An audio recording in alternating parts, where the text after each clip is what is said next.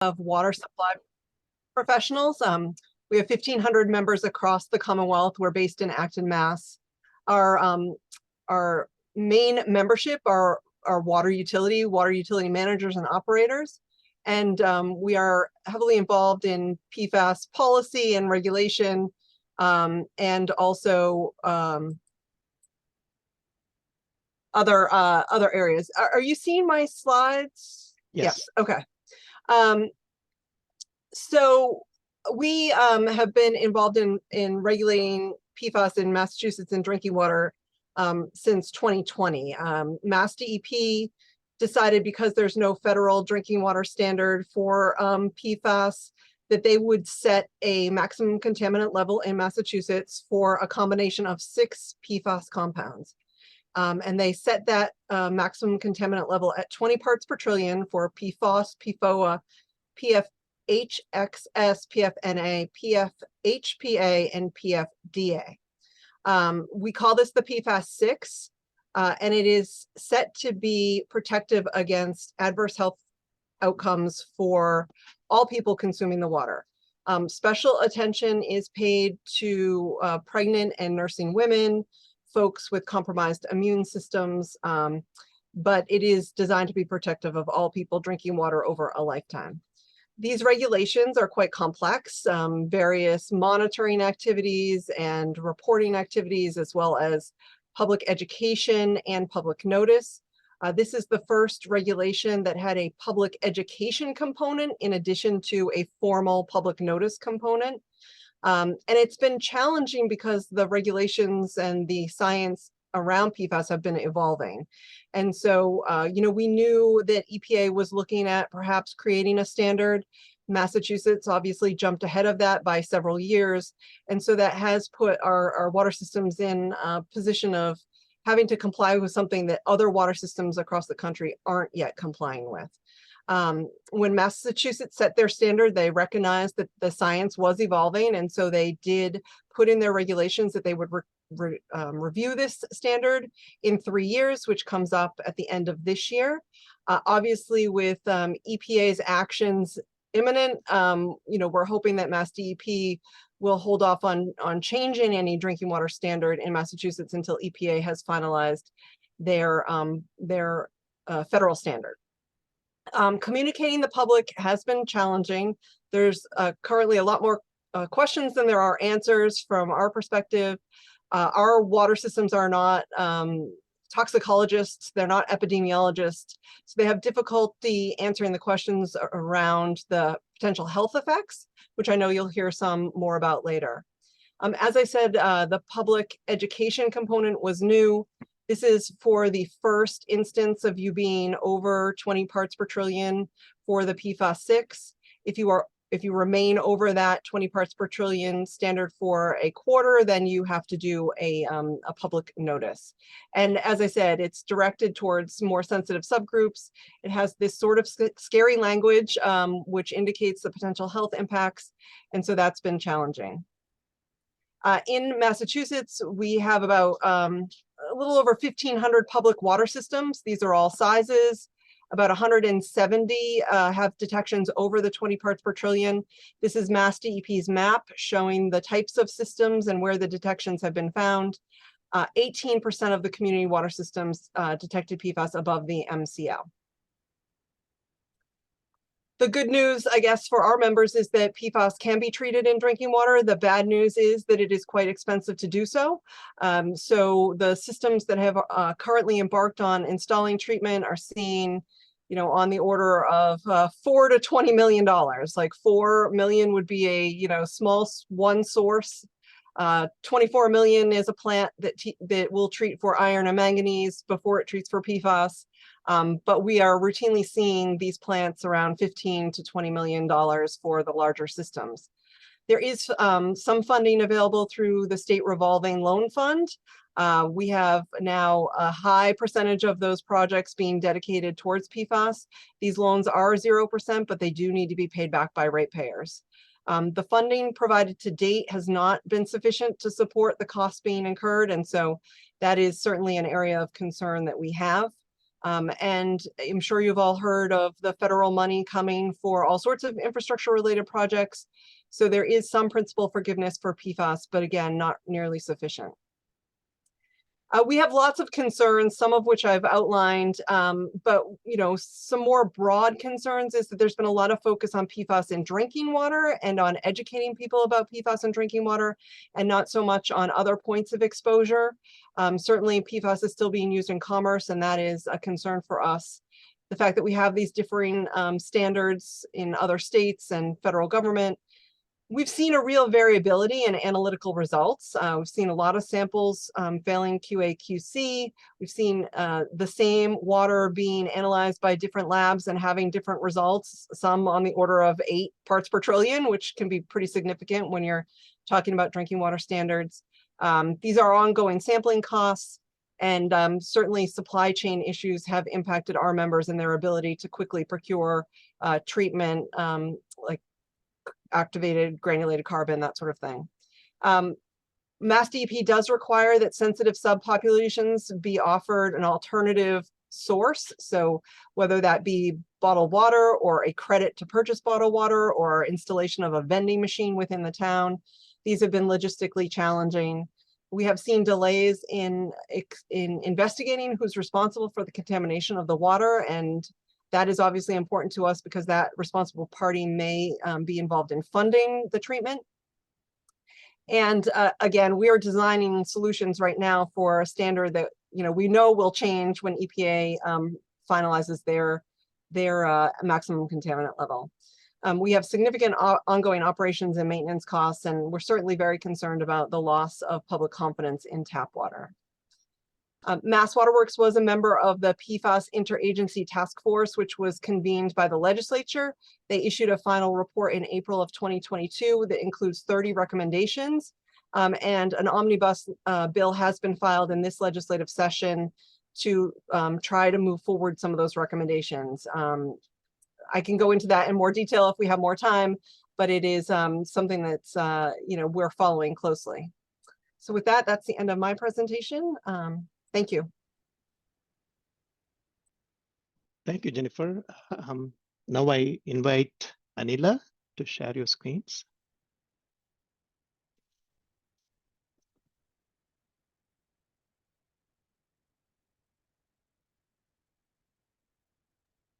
Can you hear me?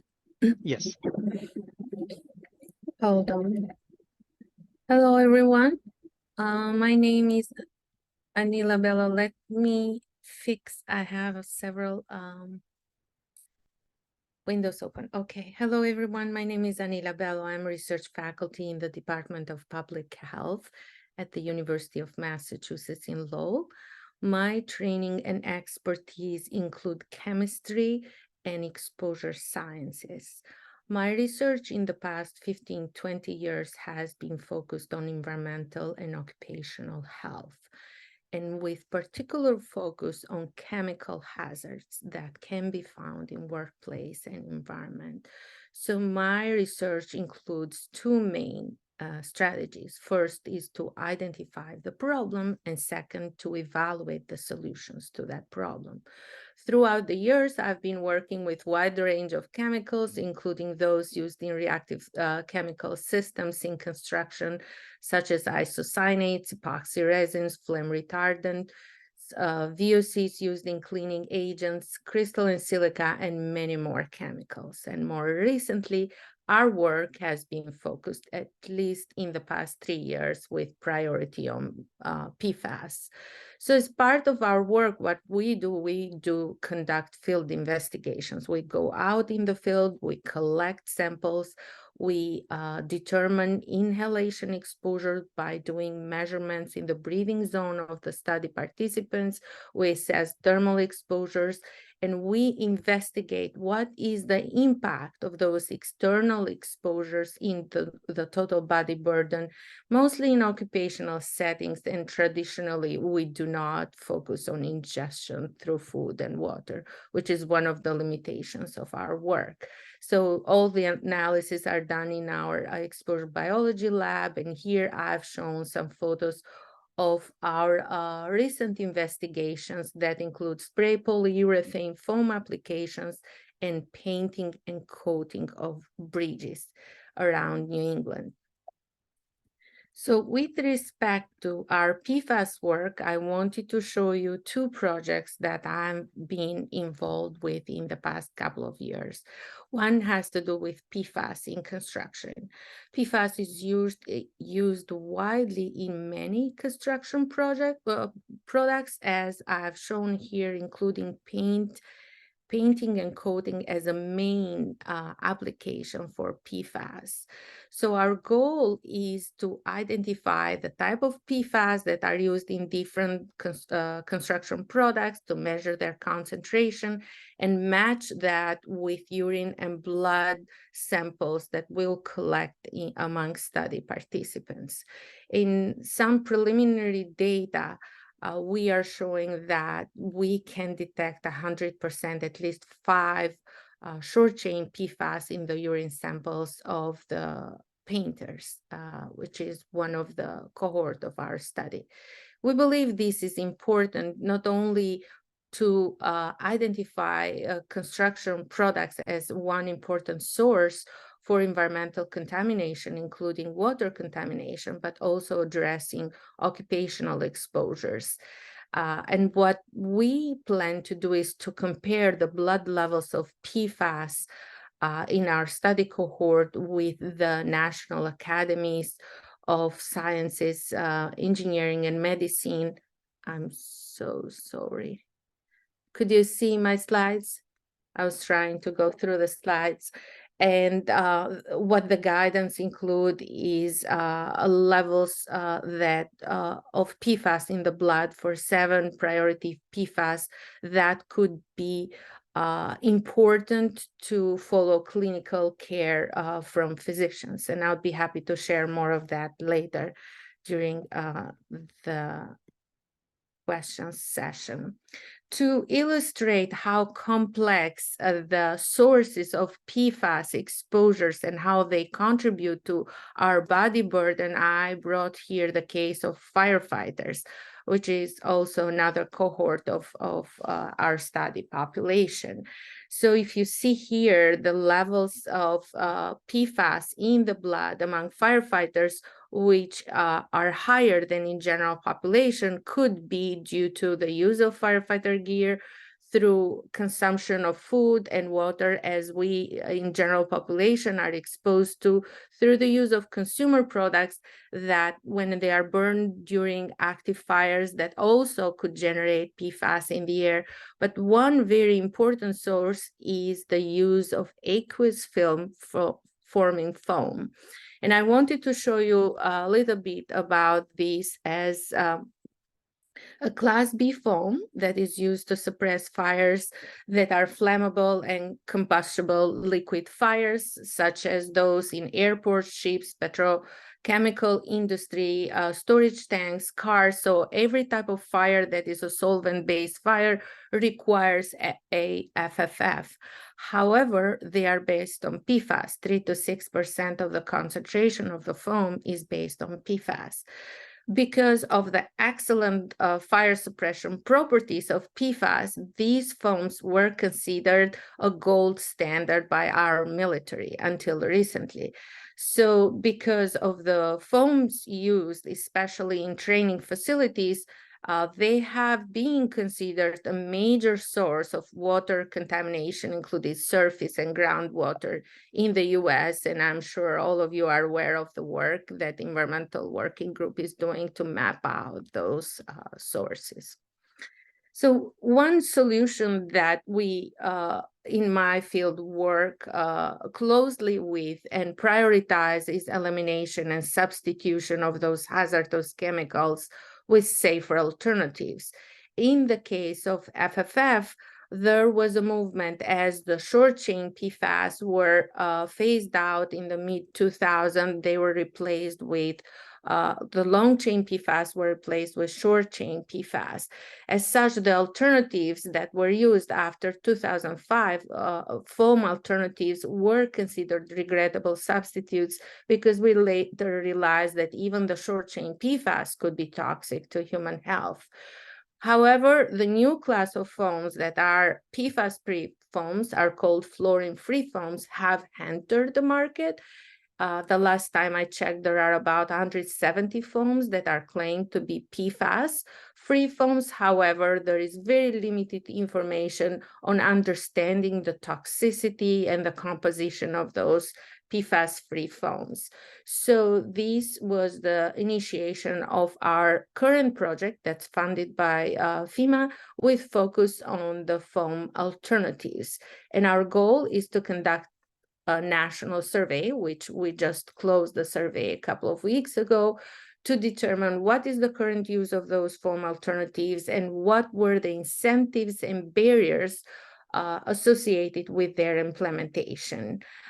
There is a very fast changing regulation in terms of the firefighter foam use. The National Defense Authorization Act in 2020 mandated that PFAS-based foams should be phased out by 2024. I believe it's October of next year. So what has happened is this January, there is a new military specification for fluorine-free foam. That is a major change, given that initially in the 50s, the PFAS-based foam were the gold standard for these military specs firefighter foams. As of this October, we have at least one qualified product that could be used that is PFAS-free, and I'm sure that'll be followed by a list of other products, but the idea is that this product has been tested, that is effective in suppressing fires, and has been tested in terms of toxicological risk and not introducing new adverse health effects in general population and firefighters. So again, the priority is substitution, and we believe that by substituting the FFF with the safer alternatives, we would address not only firefighters' health, but also environmental contamination, including water contamination. So I wanted to show you just two of our projects. We have at least 4 more projects working in PFAS with my collaborators here at UMass Lowell, and I'd be happy to answer any questions you may have.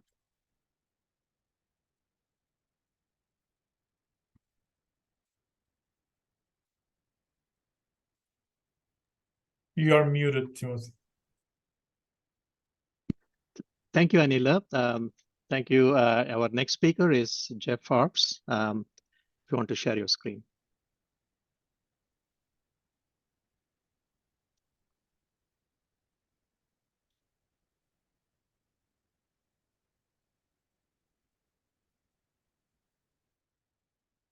Okay. Good morning, everyone. My name is Jeffrey Arps. I'm a licensed site professional with Ty and Bond. If you don't know, LSPs are Massachusetts has a privatized program, so they license certain individuals to make waste site cleanup decisions. So over the last 31 plus years, I've been working in the site assessment remediation field. PFAS came along in 2016 or so. I had a project I was working on with someone from another firm, and they said, "Hey, have you ever heard of PFAS?" And I said, "No, I haven't." "Well, you will." So I started immersing myself in it, and by 2019, I was working on a very large project that I continue to work on, along with a half a dozen other ones. So that's pretty much my experience. Is what happens after the PFAS has been let go. So PFAS present a lot of challenges. When this issue first came up, everyone was kind of freaking out that, there's PFAS in everything. You can't sample PFAS because it's in your lotion, it's in your shampoo, it's in your clothes, it's in your rain jacket, it's in your field book. And, there are some things you've got to do differently. primarily just avoiding Teflon. Teflon line tubing is something we use to sample groundwater, and a lot of lab containers have Teflon seals. So, as long as you don't do those, avoid that Teflon issue, it's really very similar to just collecting other samples. When it gets in the environment, it behaves very differently, unfortunately. It is quite soluble and will move pretty much at the rate the groundwater moves. So you do end up with these large plumes. So as we assess these, collect, private well samples, soil samples, groundwater samples, and surface water samples, analyze those for PFAS. EPA has come out with a drinking water method, 537.1, which is what we're currently using now for drinking water, but it's not good for other media. In the void, laboratories develop their own SOPs for sampling other non-drinking water media, which is a variation on the 537.1. It's an isotope dilution method. But EPA has come out with 1633. It's an isotope dilution method also. Still pending. We keep hearing any day now, maybe by the end of the year, but we will see. So you have, with these different methods, you have different analyte lists, which can, lead to some confusion. Like the 537.1 typically reports 18 compounds, and the 1633 is going to report 34, I think. So, if you're trying to compare data from different media, you run into these, well, I've got this compound, but it's not included as an analyte in this analysis. So, just some things to think about as you're trying to assess a contaminated property. These samples are also expensive. So if you have, a metal sample, VOCs, petroleum, everything's $100, $200 a sample. The 537.1 is $250 to $300, depending where you go. Isotope dilution method is about $300, and the 1633 is going to be like $450 or $500. So you can imagine a large remediation project where you're digging up contaminated soil and you have to take samples to show that you got it all. At $500 a whack, that's going to get pretty pricey. The other issue is there are only limited compounds that are currently regulated. As Jennifer talked about, we have the PFAS 6 in Massachusetts. EPA is looking at a couple other ones, PFBS and Gen X, which is one of the replacement compounds. So, this is very much, I will say, making it up as they go, but it's kind of making it up as they go. So the sites that I've dealt with are primarily due to the use of AFFF. Just because it works really well on fuel fires and solvent fires doesn't mean that's the only place fire departments have used it. One of the sites I'm working on now was a house fire that was very stubborn, and there were issues with getting water to the firefighting site, and so someone made the executive decision to spray AFFF on it. So now that's contaminated a large part of their town. They're all in private wells. Over 100 wells are impacted. So it puts out the fire, but can leave a legacy of a mess. Landfills and septic systems are also sources. What we've seen working in these residential areas is that, you will see PFAS impacts that don't match what we're doing. We know we had an AFFF release. The compounds that we're seeing are not AFFF compounds.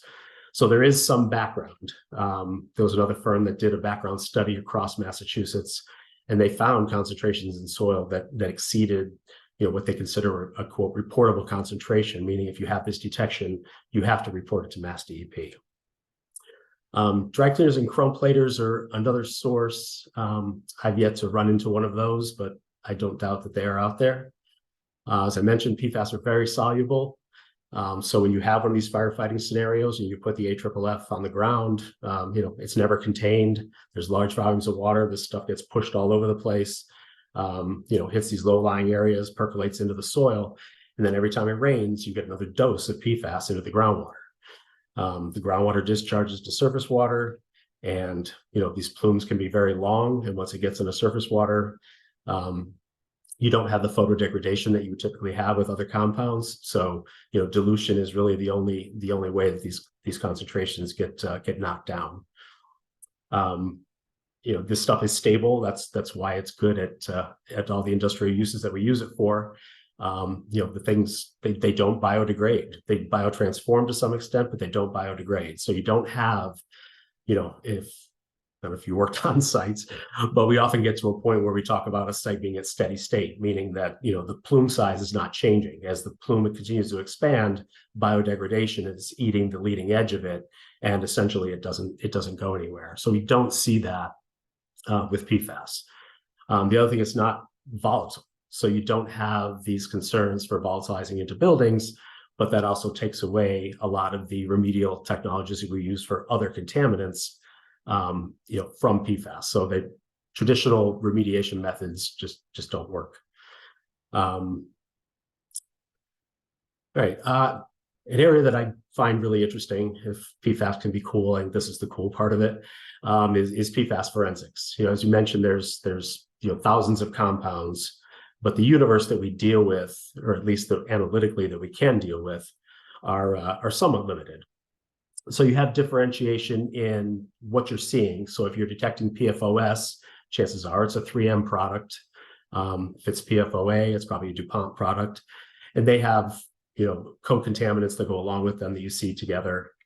The way that the PFAS is manufactured can tell you something too. Electrochemical fluorination is just used for sulfonic compounds, and the compounds are even and odd numbered.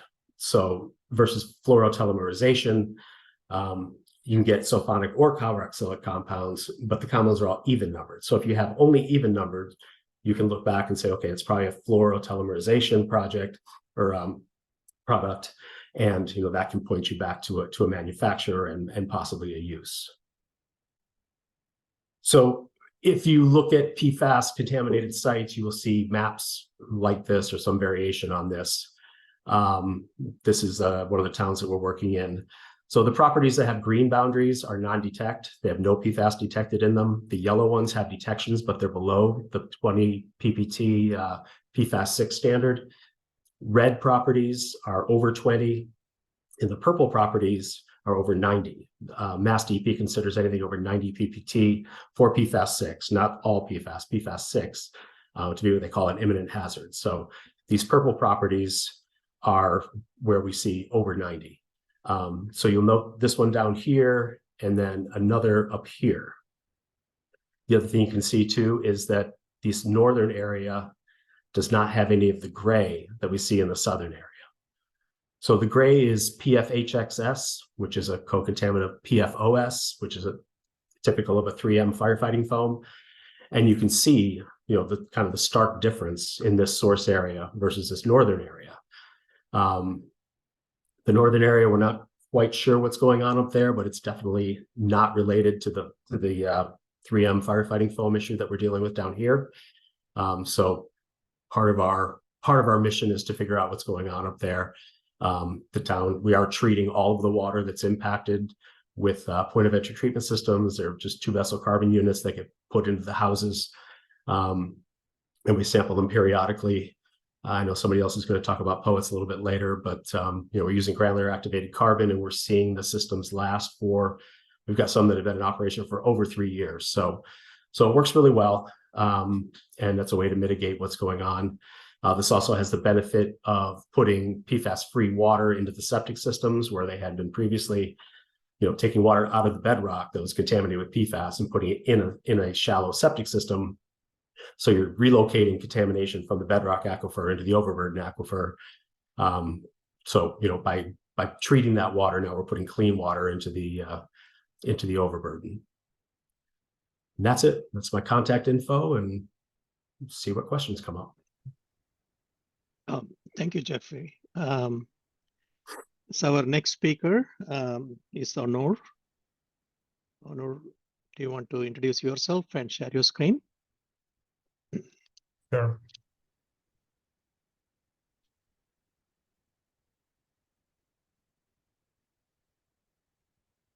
Right. Are you seeing my full screen? Yes.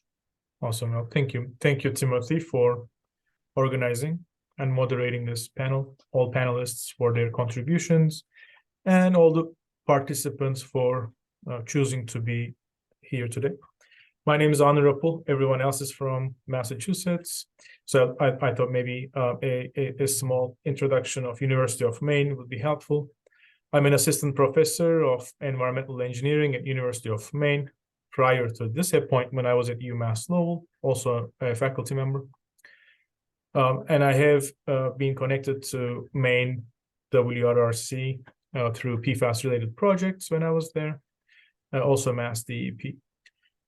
University of Maine is about 1 hour to Acadia National Park. It's a beautiful campus. My office actually is one of these windows over here.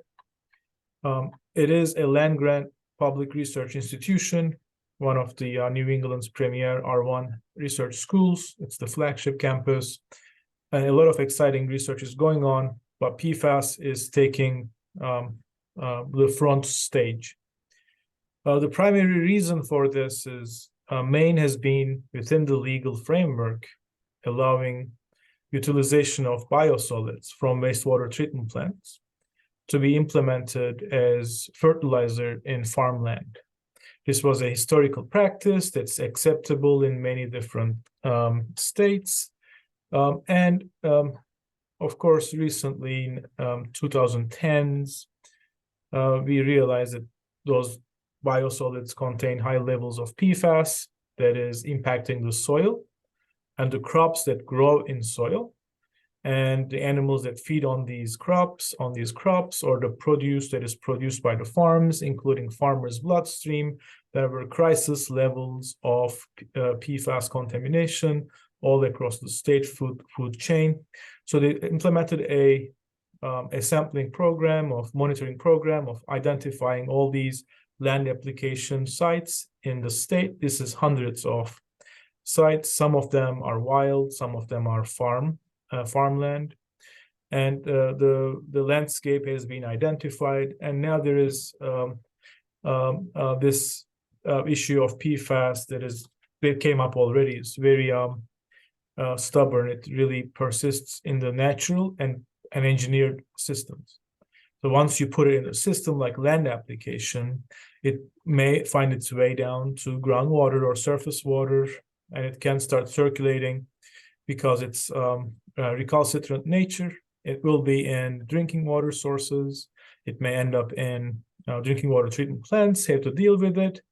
And my research primarily focuses on identifying adsorbents like activated carbon to remove PFAS in a sustainable manner, meaning that once you have these filter media that spent granular activated carbon is exhausted, it means this activated carbon is now a new waste stream.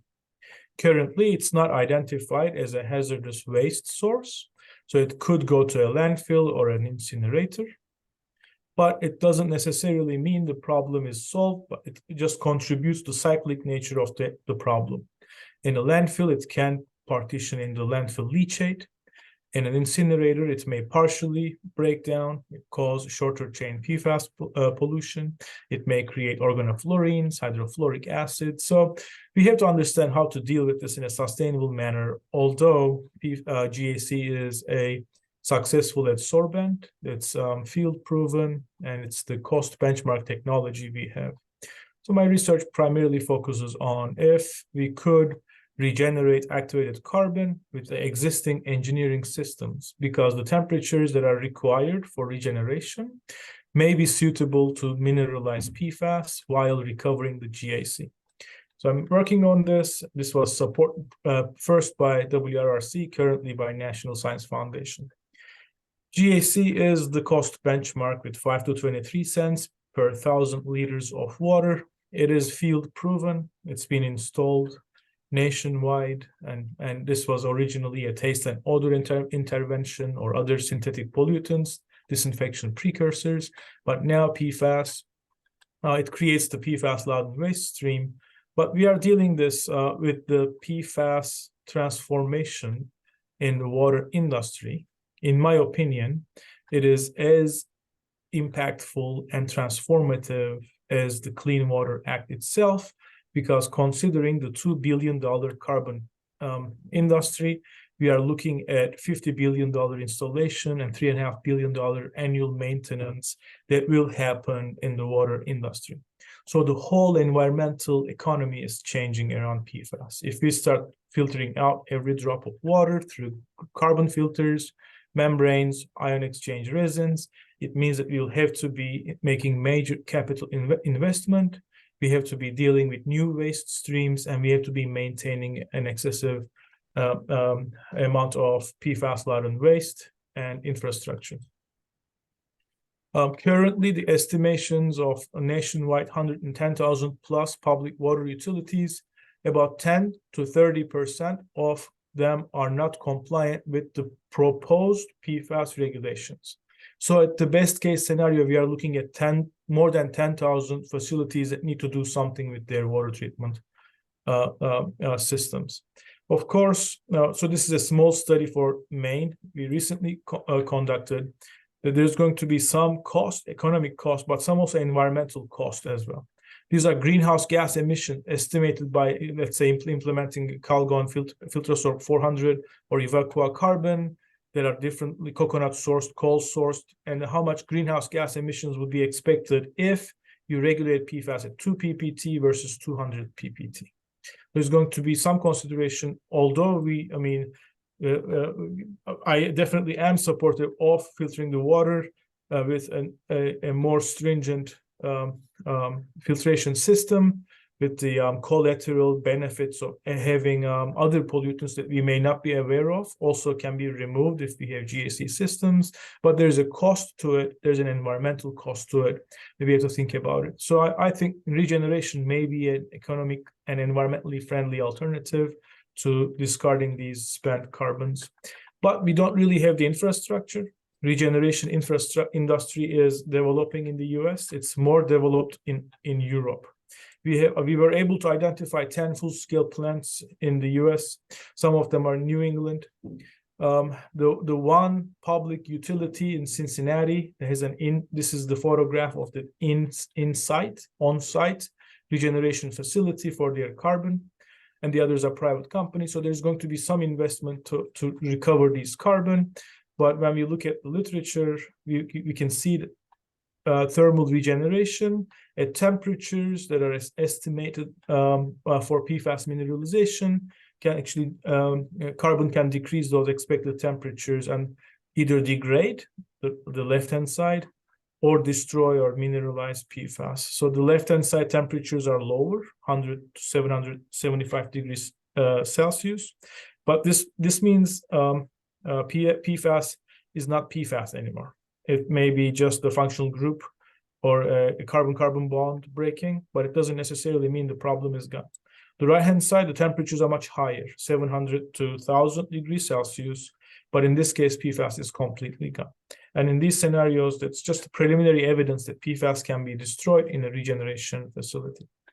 So just a few take-home messages that, yep, we are still using Victorian-era technologies for water treatment. Since early 1900s, we have been using sand filters and chlorination, but the safe, sustainable water is not a given anymore.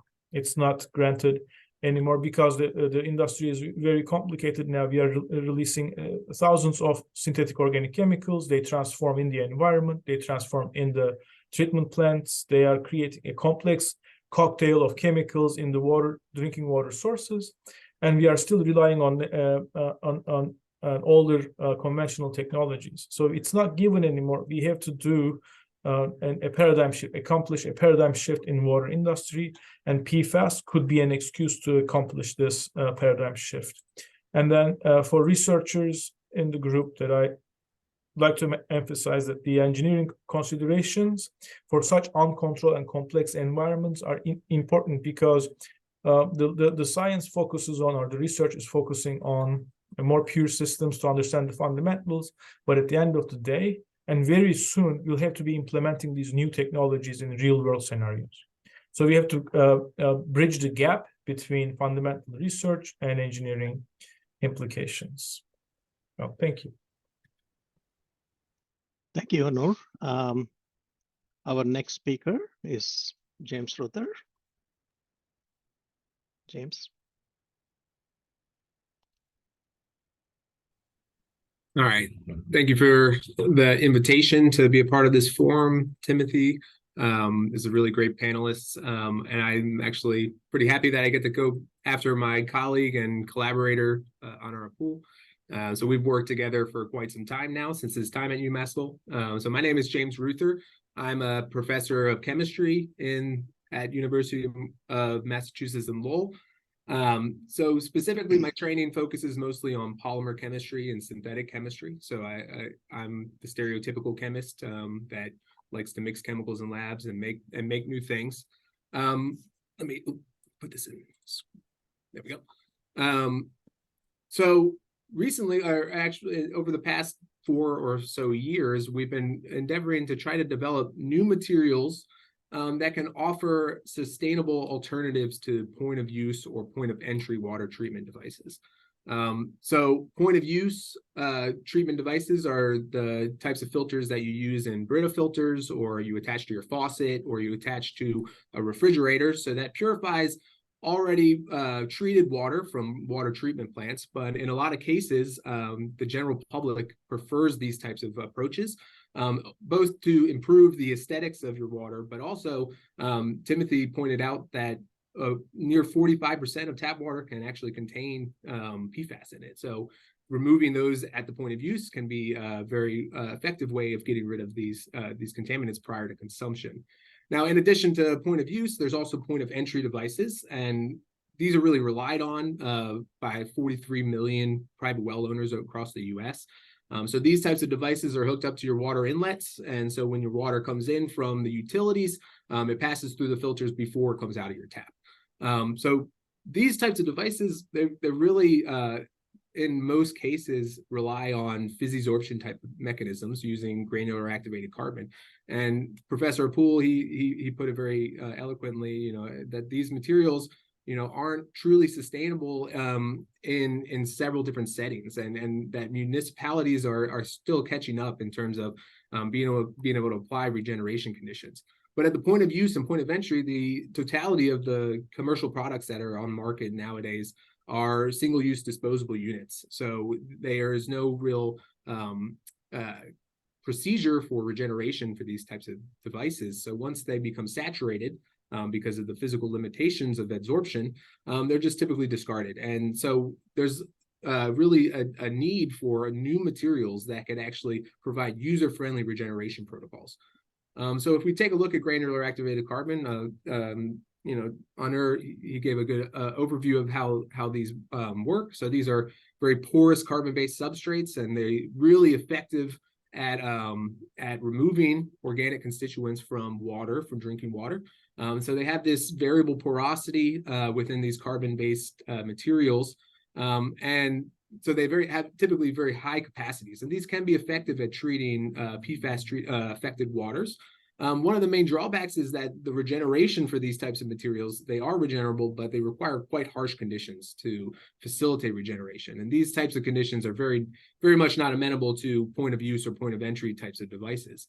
So you need temperatures in excess of 800 degrees C to pyrolyze any of the organic contaminants adsorbed to the surfaces. So in my group, one of the things that we really wanted to focus on was tackle this problem from a materials design aspect. So we're polymer chemists by training, so we wanted to apply polymer chemistry principles to the development of novel adsorbents that have potential regenerability. So for this, what we do is we take advantage of a method known as polymerization-induced self-assembly. In this approach, we can generate polymer nanoparticles directly upon polymerization of a core-forming block, in situ at very high concentration. So we can actually reach concentrations of colloidally dispersed nanoparticles up to about 80 weight %, which is far beyond what can be accomplished in traditional self-assembly. Following the formation of these nanoparticles, we introduce a cross-linker to generate these polymer nanoparticle networks that are fully consistent of these polymer nanoparticles. And what this does is generate this 3D structure in which you have these interstitial porosity in between nanoparticles that allow for pollutant capture. There's several different advantages to these types of nanoparticle networks that we are developing. One being that these are very tunable and that we can change the chemical functionalities of the monomers that we use to make these polymer nanoparticles. And in that way, we can target certain pollutants via tailored intermolecular interactions. The other advantage, and something that's a large goal in this project, is to introduce dynamic network characteristics into these structures. And we do that by incorporating dynamic covalent bonds that are exchangeable under certain types of stimuli-triggered events. So you can use stimuli such as UV light, or ultrasound, or even temperature, or redox type chemistry to facilitate exchange in these networks. And when doing so, we hypothesize that this will facilitate desorption on demand of pollutants in using very user-friendly protocols. And so that's the ultimate goal of this project, is develop a material that is regenerable and that you can use very simple procedures to regenerate that material. So in this synthetic process, the way we go about this is we take a soluble polymer that acts as a macroinitiator. We grow a second polymer from that macroinitiator in a solvent in which that polymer is insoluble. So once we grow that second polymer, these polymers will spontaneously self-assemble into polymer nanoparticles. And so we can see some transition electron microscopy images of some polymer nanoparticles, changing the molecular weight of our core forming block. And we can see that the nanoparticles change in size quite a large amount. Once we introduce a bis methacrylate crosslinker, we can photocure these nanoparticles into these 3D polymer nanoparticle networks. We introduce dynamic disulfide bonds into these crosslinkers so that we can form these nanoparticle covalent adaptable networks. And so these materials are able to be exchanged, and you can actually do some self-healing type of procedures to initiate regeneration of the adsorbents. You can see in the SEM structures that these have this interstitial porosity between the networks, and that really facilitates this adsorption properties that these materials have.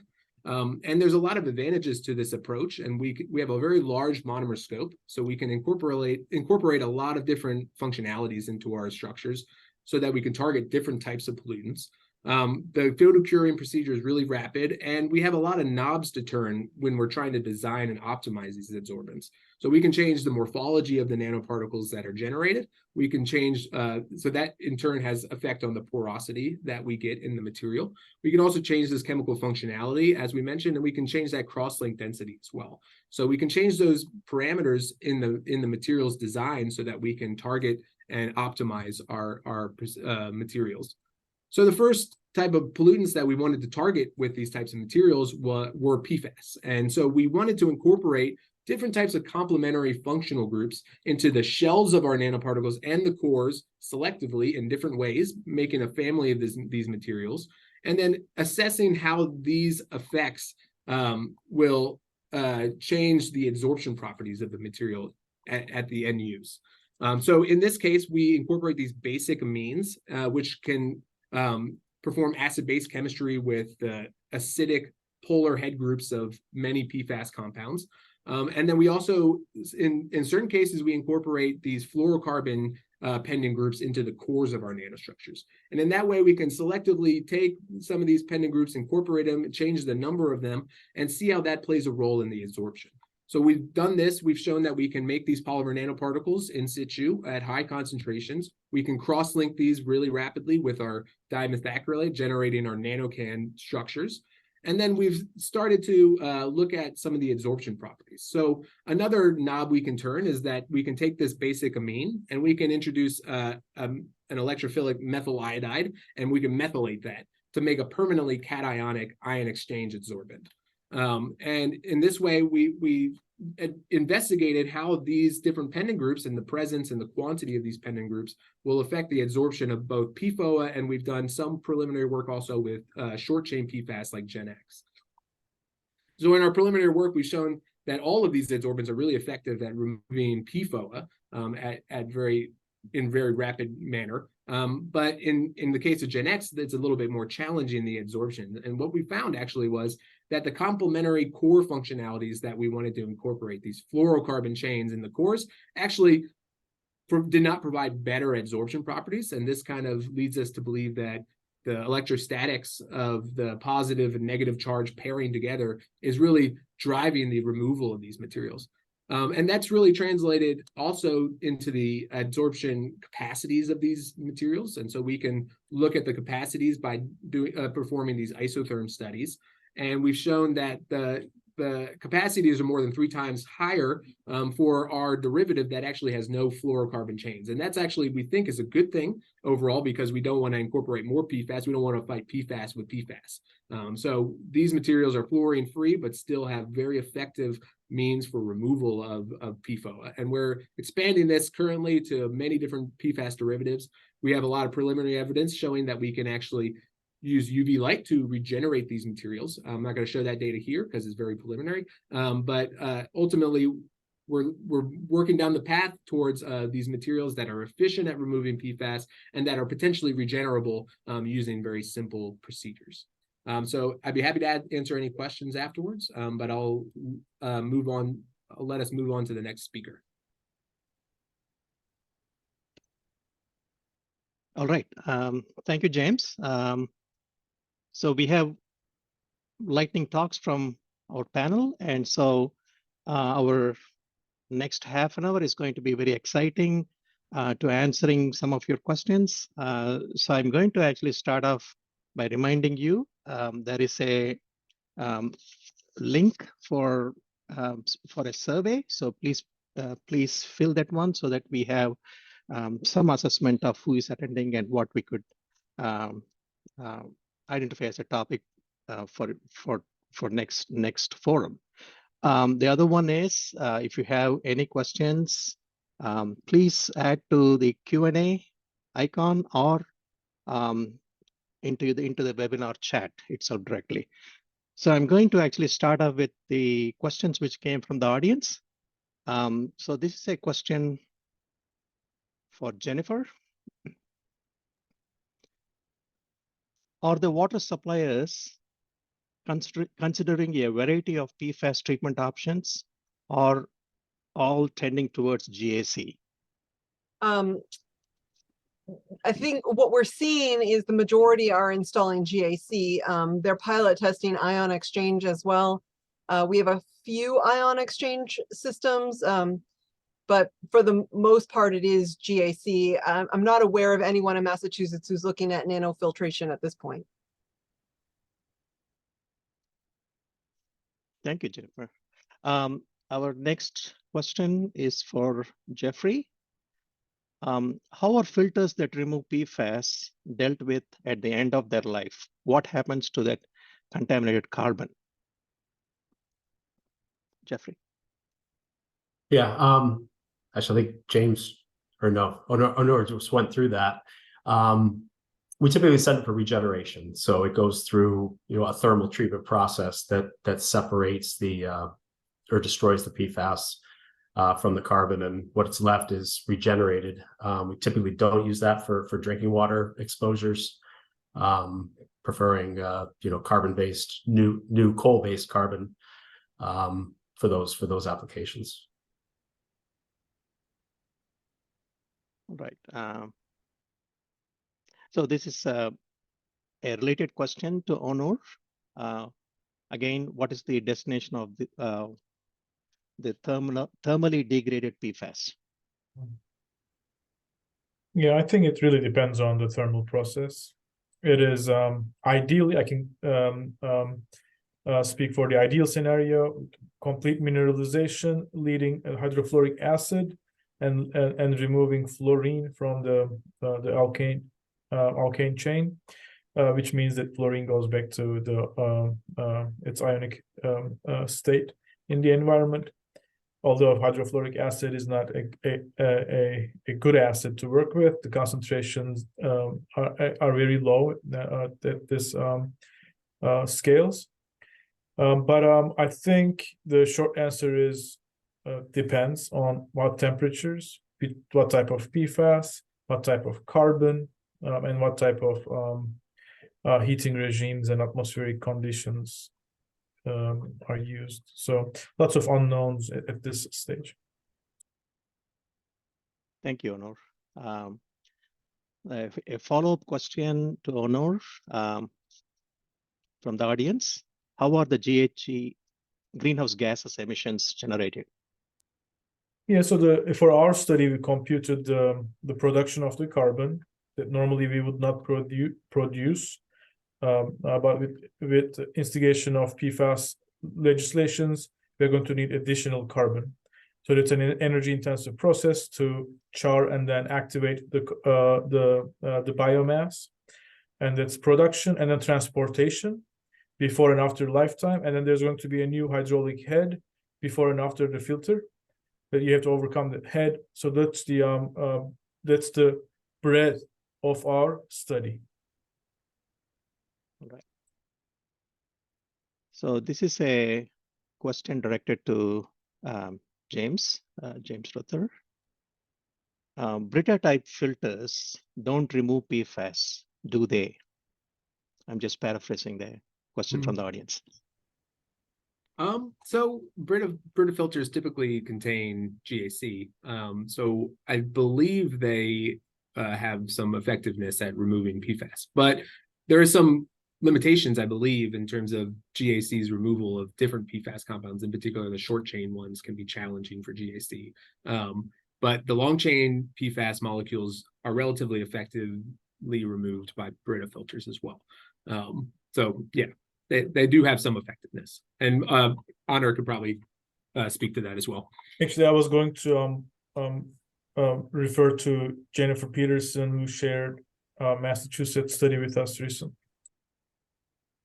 Yeah, and UMass Amherst, Patrick Whippold group there had done a POU study for Mass DEP, which has just recently been posted on their website. I will find that link and put it in chat for anyone interested. They did find several POU filters that were effective in getting below the Massachusetts standard quite reliably. So that's, I guess, good news for those folks who want to do that. Just to clarify, POU is point of use, like Brita type filtration.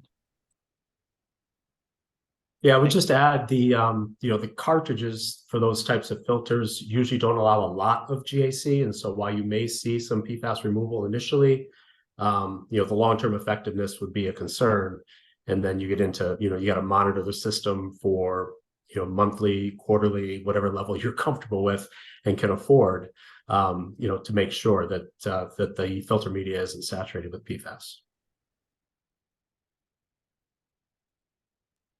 Thank you. So next question, I think it's directed to Dr. Ruther.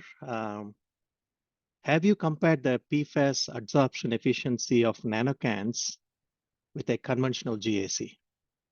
Yeah, that's a good question. We are in the relatively early stages of testing for PFAS removal with these materials, so we have not comparatively done so. But that's definitely on our radar and something that we plan to do in the short term, so that we can do them side by side in our own lab, so that we can have clear comparison data. So that's in the short term plans. Awesome. This is a question for Anila. How different are PFAS exposure pathways in occupational versus community setting? Yeah, thank you. There is a huge difference in terms of exposures and risks. And the reason why we focus on occupational settings is because we anticipate the exposures to be higher, because workers are exposed day in and day out with these chemicals at highest concentration with long duration. And if we look at the exposure pathways, it would be inhalation, dermal exposure, and somewhat ingestion through hand-to-mouth source. However, the general population pathways are different from occupational exposures, and it is documented that the main pathway for PFAS body burden in general population is through diet and drinking water, while inhalation and dermal exposures are somewhat less important. Thank you. Just a follow-up question. Could you briefly explain the National Academy's guidance on exposure testing and clinical follow-up? Yes, so the guidance was published last year in 2022. And what that includes is a guidance to clinicians to make decisions about how to deal with patients with high levels of PFAS. So as part of the guidance, the 7 PFAS are prioritized and the sum of them is measured. The clinicians would recommend blood testing for people who potentially are at higher risk for exposures, for example, living in communities where it is known that is contaminated by PFAS. So you would go to the doctor and the doctor would recommend you to do a blood test. And if the levels of those 7 some PFAS are less than 2 nanogram per milliliter, the clinician would not do anything. If the levels are 2 to 20, then there are recommendations to look at the sources and identify what is the potential source for your high levels of PFAS. However, the group with the highest levels of more than 20 nanogram per milliliter then is advised by the clinician to do all clinical follow-up to look at the cholesterol, the risk for kidney cancer, for testicular cancers, and it is required to go through screening to determine the risk for these adverse health effects. Thank you. Thank you, Anila. This is a general question. Are there any bioremediation options for PFAS? Anyone in the panel can jump in. I'll take a stab. No. There is some biotransformation that happens, but for the most part, bioremediation is not an option at this point. There are a lot of very smart people working on that. And I think, if someone can come up with a biological way to break the carbon-fluorine bond, that's going to be $1 million ticket, $1 billion ticket.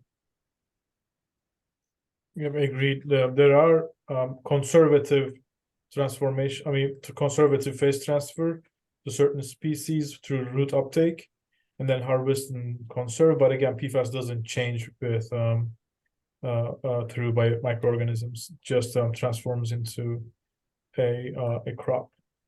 But it's not. I think it's not called bioremediation at that point.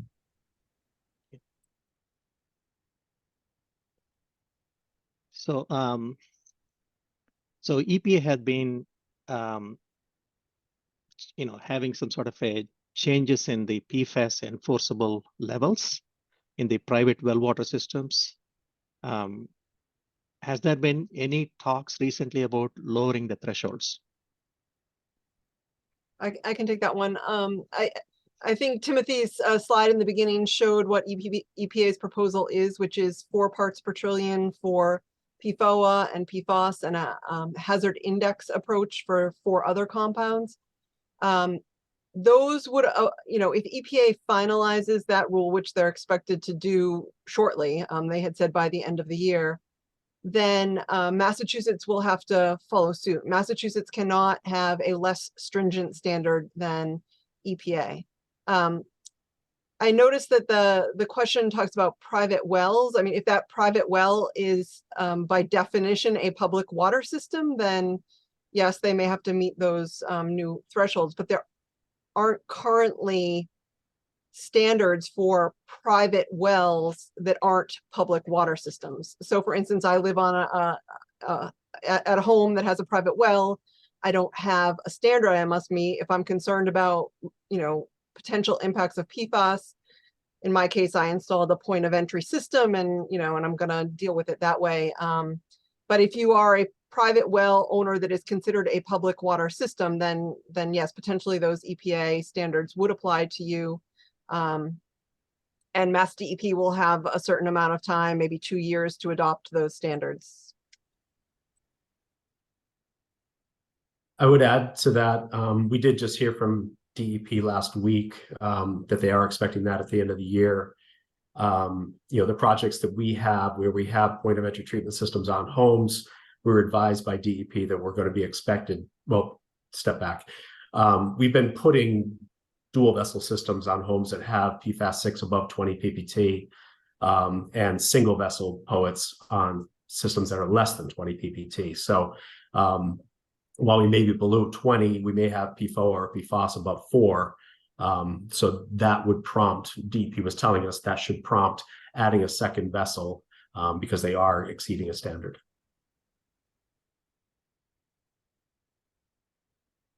Thank you. Our next question, some of these questions are also on the chat box. In case I am make a mistake of rephrasing it, please look it up. So here is about private septic systems. So how much is known about the concentration of PFAS generated over time in private septic systems in Massachusetts? And what is the extent of groundwater contamination, especially the extent of PFAS plumes?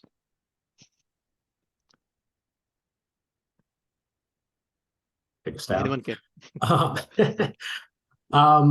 I'd say it's highly variable. It depends on what you've got. If you have old Teflon pans that you've been washing for years, everything you own is made by Gore-Tex or some treated fabric. The worst case scenario was renting a rug doctor and doing your Scotch guarded carpets and your Scotch guarded furniture and then dumping that water in your septic system. That's going to be very different than just regular Teflon pan exposures type things. So I think that's going to be really variable. I know we've seen PFAS in groundwater with no likely source. So I think there is some background level that there is in shallow groundwater from septic systems. But again, it's going to be highly variable depending on each washing machine or each house, how much PFAS they've consumed and discharged to that septic system. Thank you. The next question is from an audience member. It's a little bit lengthy question. I believe it's for Jennifer. So it says, our system is just beginning installation of anion exchange PFAS treatment.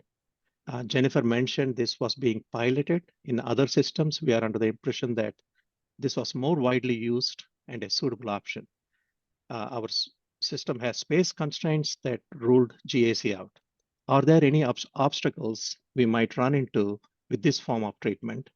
Example, disposable or regeneration. The spec for our media claims to reduce PFAS to non-detectable levels ranging from 1.5 to 1 to 5 ppt. If the EPA moves the MCL to 4 ppt for individual companies, is there any possibility that our treatment may not achieve those new standards? Has anyone heard of this or no similar cases?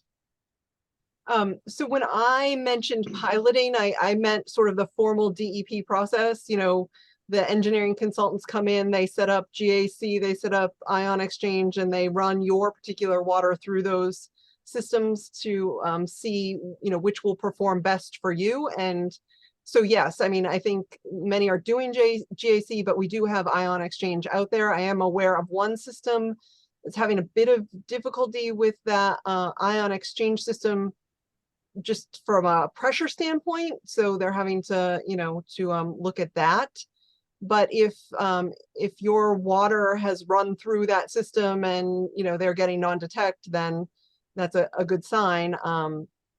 I think the question for our members is how frequently will the media need to be changed when the standard goes to 4 ppt?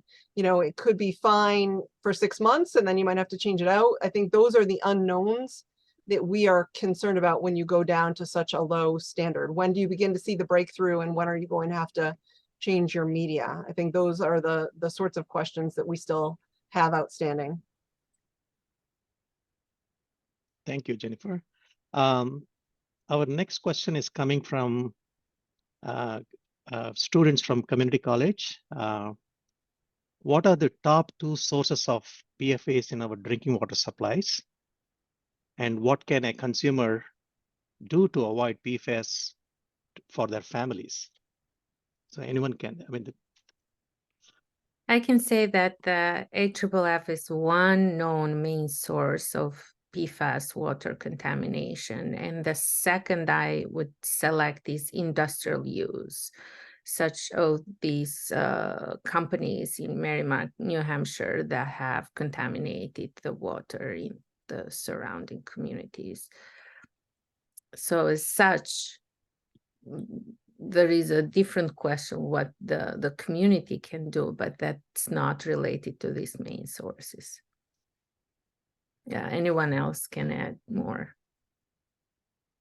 Anything you can make a recommendation for what families can do to minimize their exposure? Which is filtration. That's what. If we're talking about other sources that are numerous sources, is there are practical things. For example, do not use those Teflon pans. That could be one that I could think of. If you use cleaning products, wash your hands, because you may touch the product by hands and there is potential for dermal absorption. Cosmetics, shampoos, they all contain PFAS. So could we look at alternatives that are available in the market that are safer and do not contain PFAS? I'm sure there's a big movement on safer alternatives. So look at safer alternatives would be one practical way to go about it. Thank you. Yeah, a lot of states are looking at taking PFAS out of the supply chain entirely. Is, you know, food containers, pizza boxes, popcorn bags. You know, you hear all those. You know, companies are on their own moving away from those just from the PR perspective, but others are going to have to be dragged kicking and screaming. But a lot of states are looking at regulations to ban those products. So until then, you're kind of, you know, there's not many options. You know, they don't put on the bottle, you know, contains PFAS. So you're kind of left with, you know, do your own research, figure out what you can, and, you know, try to avoid it. But it's not always going to be possible. That's why we all have PFAS in our blood. Awesome. Thank you. The next question is about agriculture. You know, so do we have a database of PFAS levels in water used in irrigation of agricultural fields? If yes, has the impact on plants studied? I don't know if anyone can address that. I feel like Maine has done sort of the most testing of agriculture. You know, we have a groundwater standard in Massachusetts, which is mainly what Jeff has been talking about, which is the same 20 ppt. And so LSPs have to be looking for PFAS, is my understanding, but I don't know.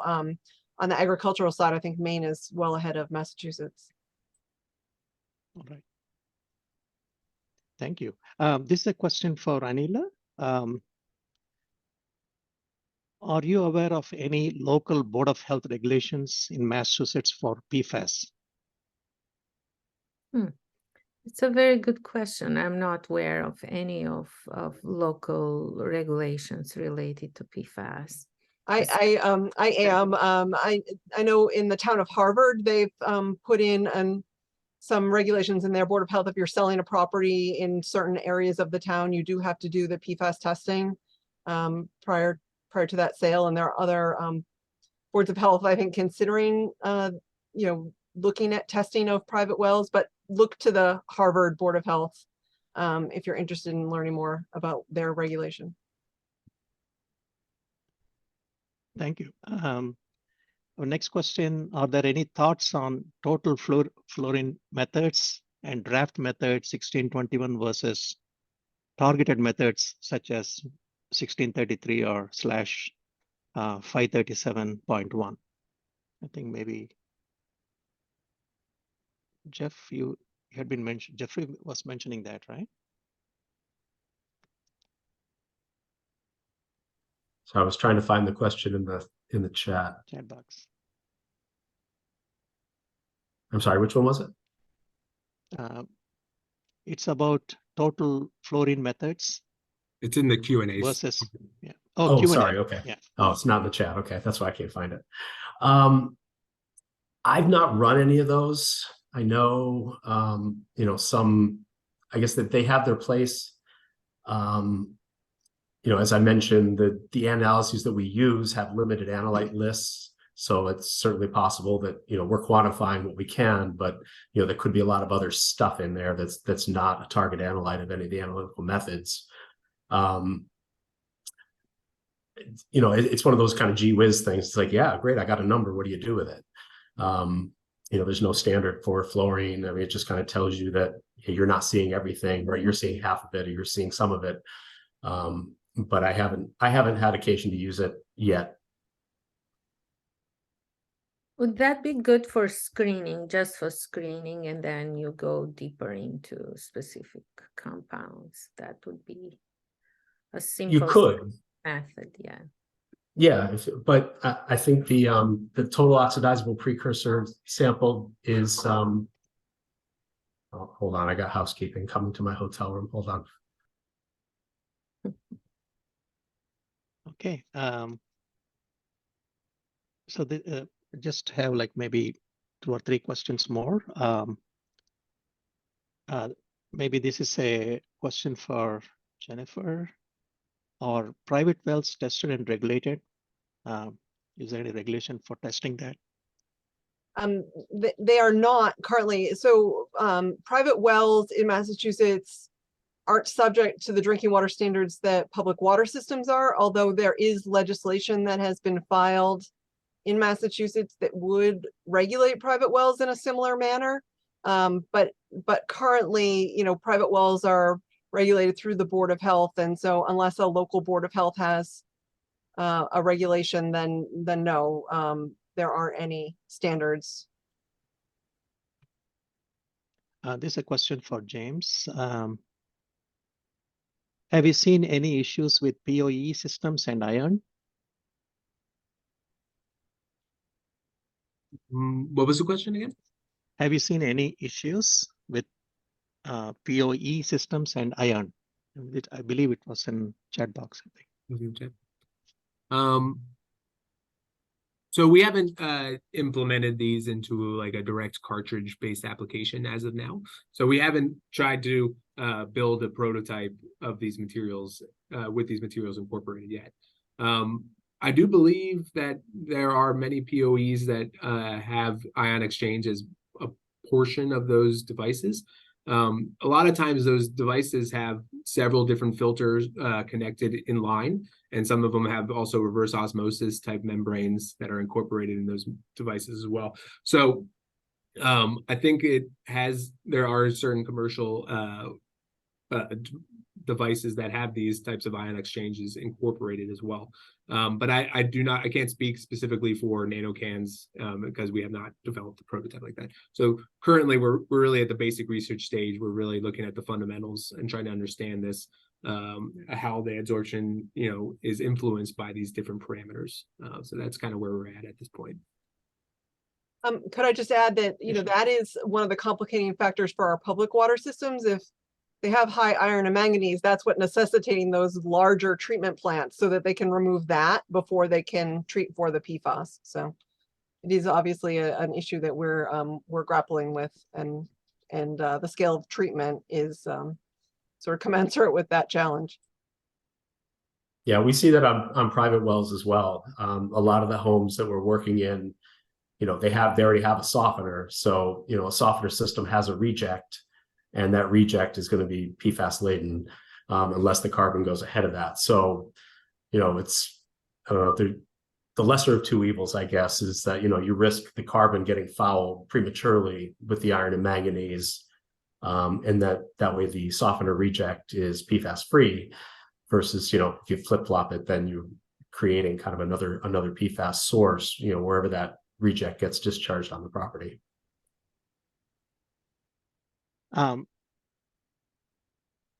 So we have a few minutes left and a lot of interesting questions. So I just am trying to.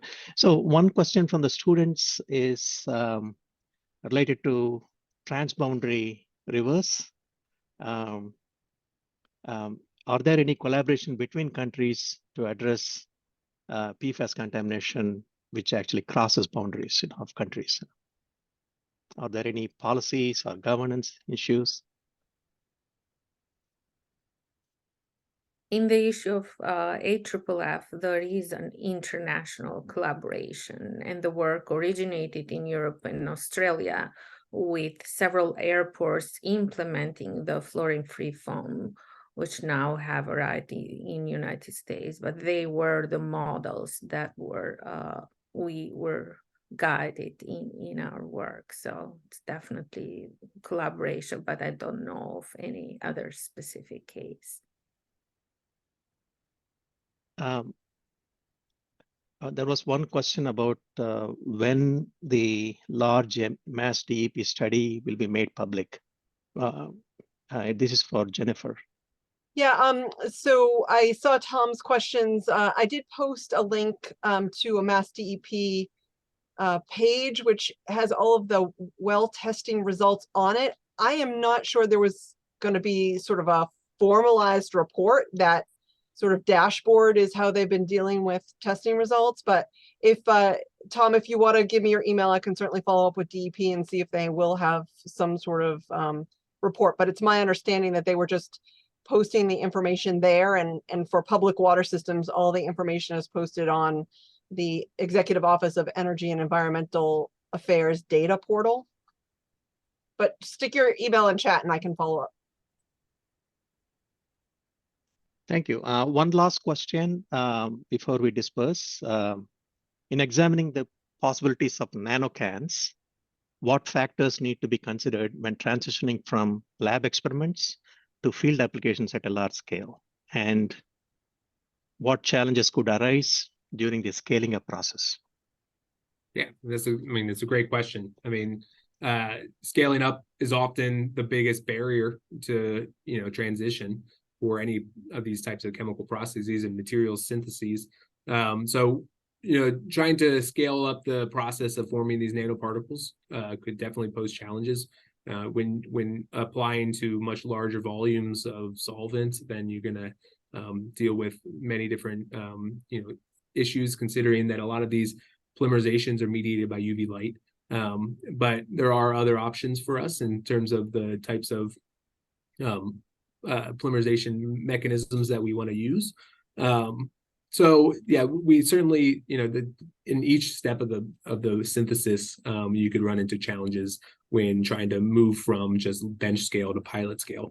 So that this is going to take a lot of, collaborative work between chemical engineers and chemistry experts to really make this type of transition a possibility. So as I mentioned, we're in this very early stage of this research, and so there's a lot of hurdles we need to go over before any of that becomes even a viable option for us. Right. Thank you, James. We have to stop there because we are running out of time. Just as a follow-up, we'll be having this presented in the Water Center's YouTube channel. So for those who wanted to have a backup of this or go back and look at some of the things, it will be there. We will also try to put some of these slides if the panelists are agreeable to on our center's website. So for those who wanted to have some copies, you can reach there. And I want to thank the panel for taking the time to be this is a very constructive and very, very informative panel, and on a timely topic. And I also want to thank all the attendees who had been observing and also asking very interesting questions. And so if you have follow-up questions, feel free to reach out to the center, to me, or any of the panelists. So with that, I wanted to thank the panel again and all the attendees. Thank you. Thank you, Timothy, for facilitating this. Thank you. Thank you so much. Thanks for inviting me. Thanks. Thanks, Bye. everyone.